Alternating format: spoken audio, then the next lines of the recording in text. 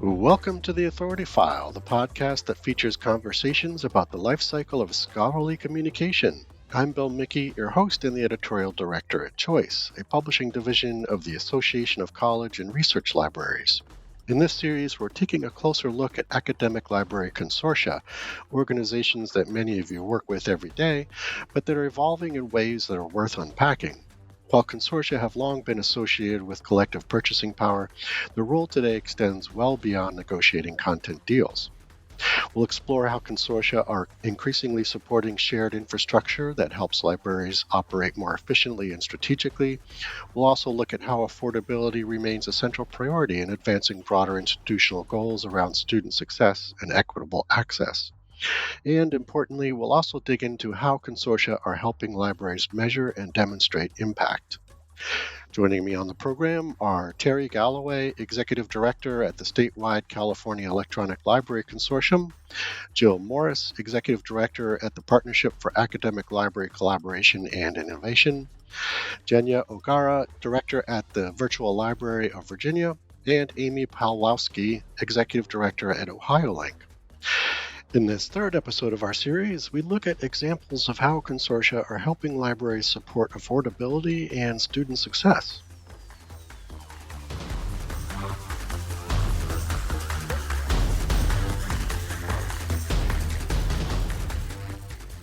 I do want to move over to a sort of a more student-focused perspective and talk a little bit about student success and affordability efforts that we've mentioned kind of along the way here, and how that influences consortia decision making. And Terry, I want to jump over to you and ask you about what you have observed at this intersection, of student success and affordability from your role at Skelk. Thanks, Phil. And I think as we've been talking about some of the differentiation in consortia, and particularly with our funding model and governance structures, I've had the experience of moving from Lewis, where state funding and state policy decision making is very different than working at a private organization. Mhm. So I would say that I had more influence, and our organization had more influence in that regard during my time at Lewis. And when I was there, we were able to work on federal grants as well as the evaluation of state laws that would require reporting of course material affordability with student course outcomes. So that organization continues to work on that project now under the lead of a wonderful former colleague, Emily Frank. To look at now, what they have is this massive capture of data about course material affordability and DFW rates, as well as some probably demographic underlying data. So it's a wonderful opportunity to look at those student success and affordability correlations. At Skelk, it's really different, and it's again due to that funding distribution model, but we found other ways to invest in student success through special project funding. So normally we have surplus funds, and we use those to invest back into projects that libraries select, as opposed to permanent or longer term projects that the consortium is looking at.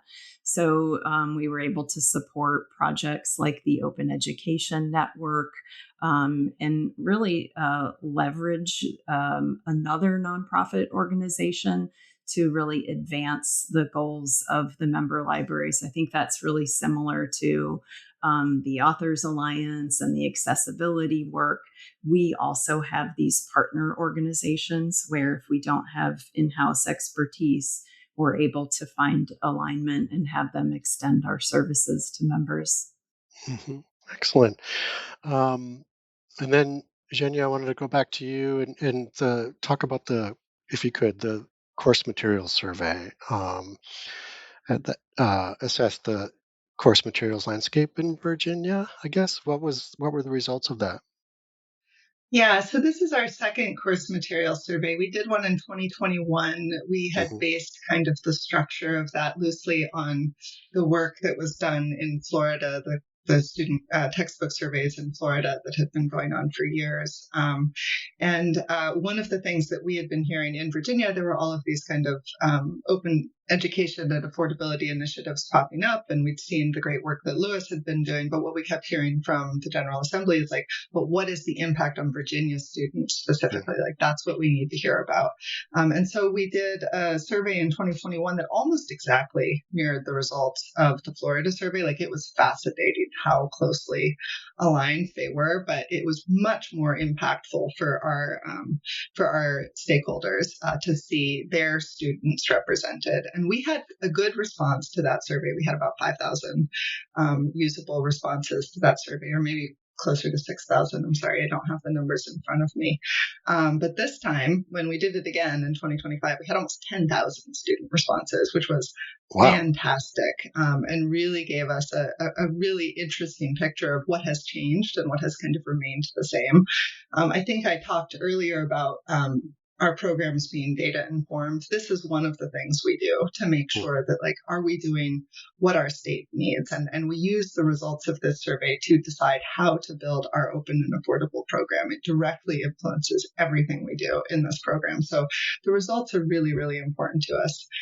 Things that were different this time. Well, first of all, we partnered with Bayview. They were wonderful partners in producing this survey and distributing it.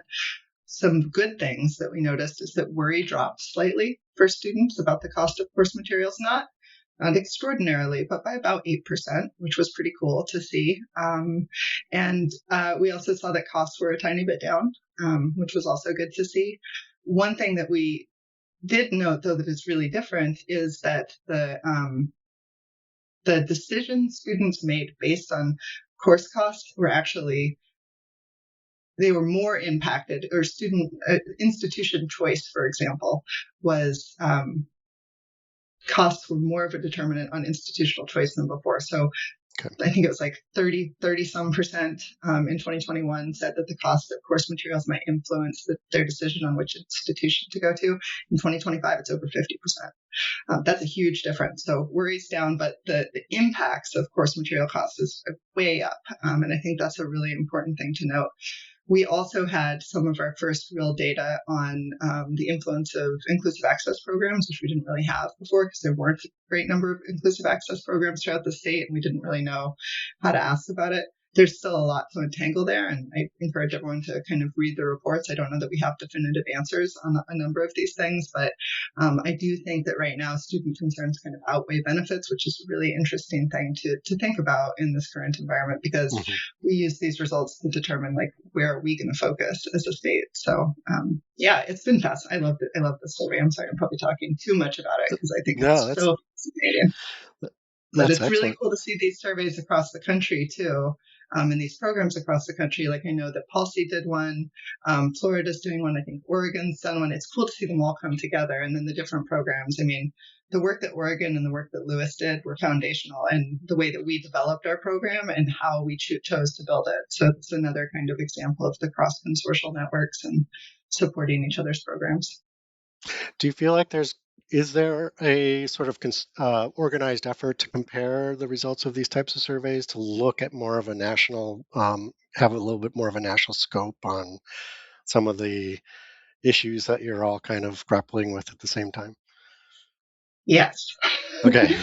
Yes, those conversations are definitely ongoing. I think there's a lot of momentum in different areas. One of the things we talked about at this recent meeting, we all keep mentioning, is that it's really, we need new questions because the landscape has shifted. So there are questions that are specific to course material costs, but there's new programs, there's new models that are out there. There's also AI, which is out there. Like, things are changing so rapidly. And so we really need to maybe be developing these, like, between these large 3-year surveys, these little, like, kind of focus groups and little kind of toe dips into our different states to kind of build the picture out between these kind of large data gathering efforts, so that we really understand, because the pace of change right now in this arena is just so fast.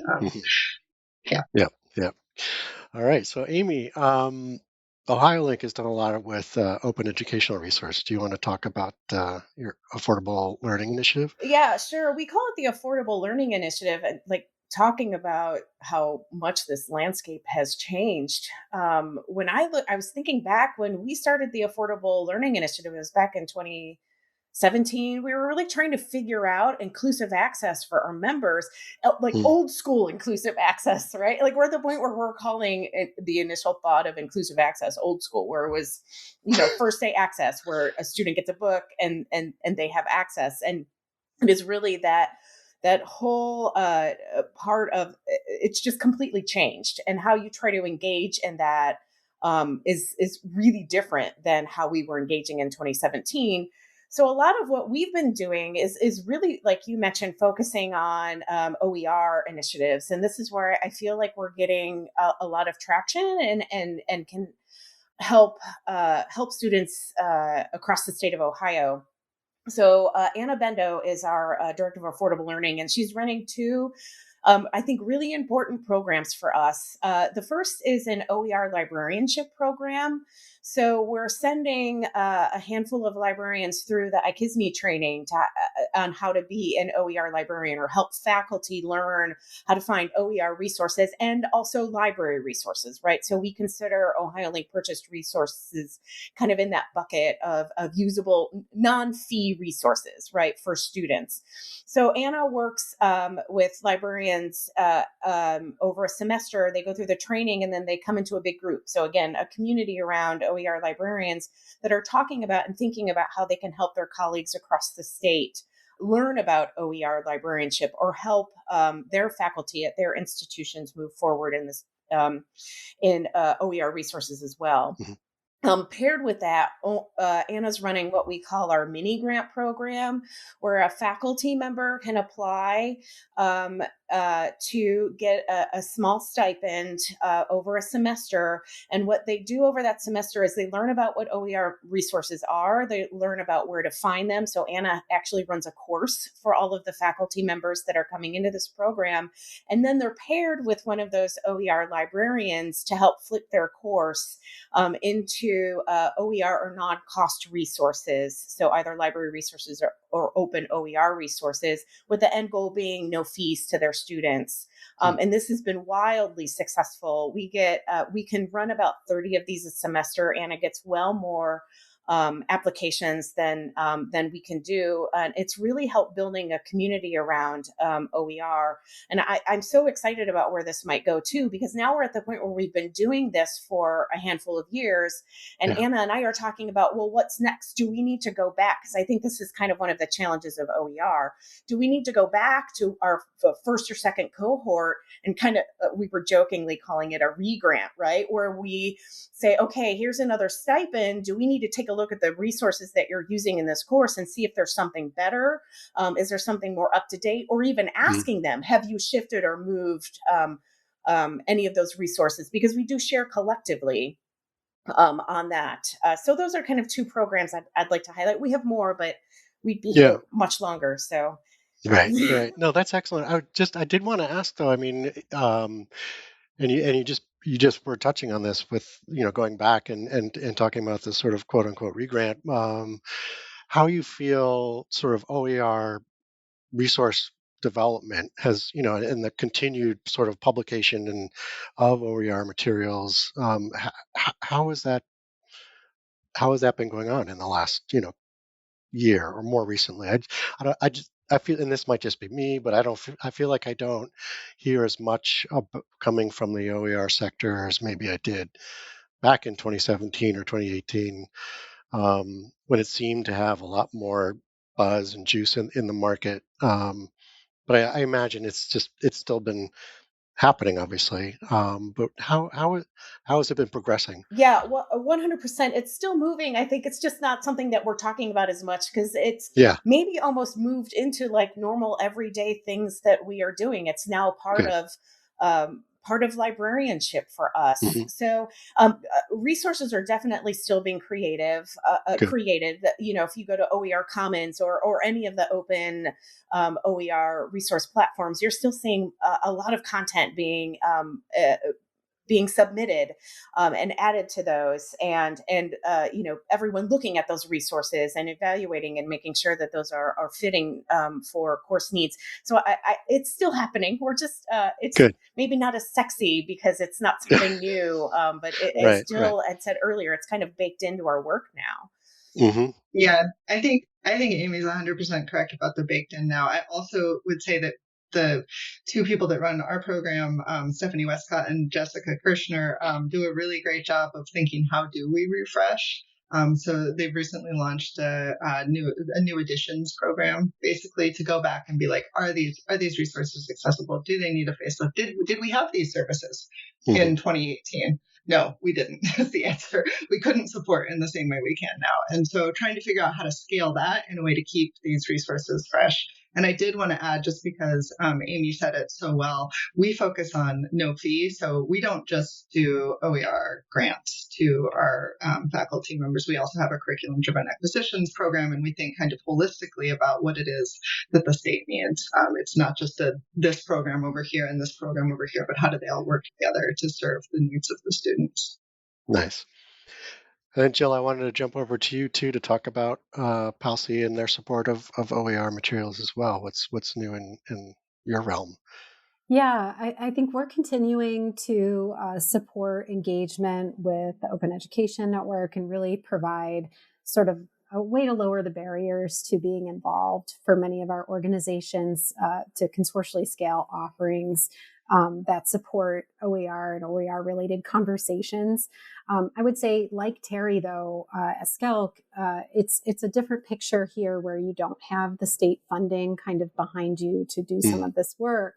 And so I think we've run into challenges at various points. Early on in our OER journey, we were really working very closely with the Commonwealth of Pennsylvania and the Pennsylvania Department of Education and the Commonwealth Libraries in order to be able to support sort of incubation of a community of practice of librarians around support for OER in libraries.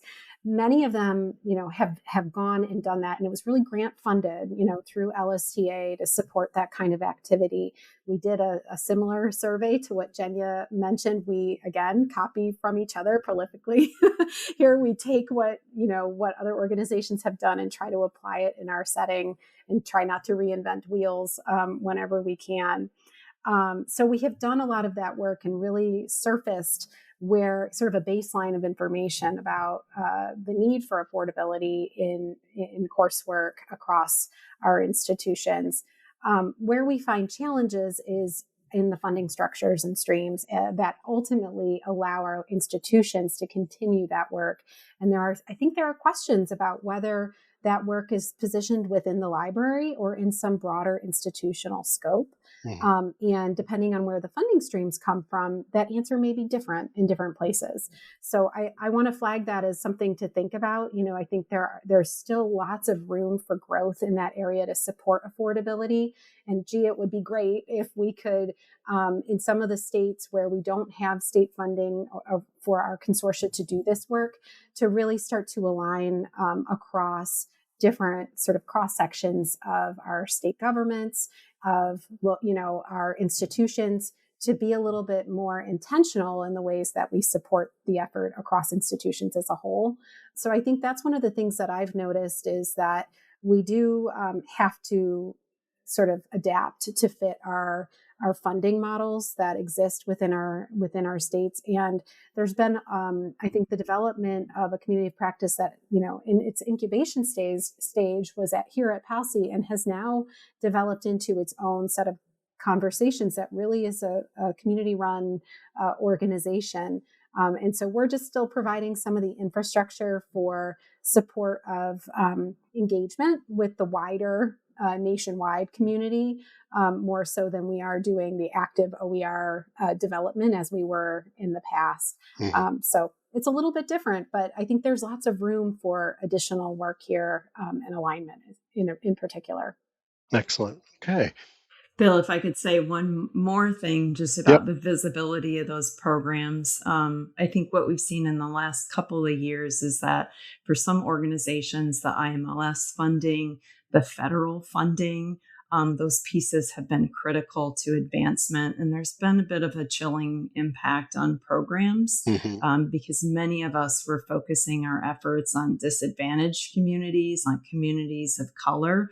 And I think those have had a real impact on some of the visibility and the approaches that tried and been successful with to secure funding for these programs.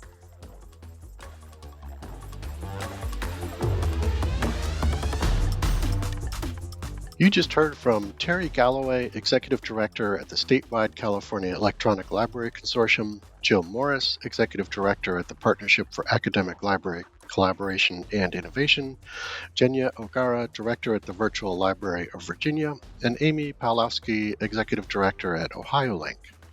Join us next week when we look at the shared services consortia provide, including ones specific to our guests' organizations. The Authority File podcast is brought to you every week by Choice and produced and edited by digital media producer Sabrina Kofer. Underwriting opportunities are directed by Melissa Carr and Ryan King. And for more information about underwriting opportunities, download the Choice Media Kit at choice360.org. That's all for this week. Thanks for joining us.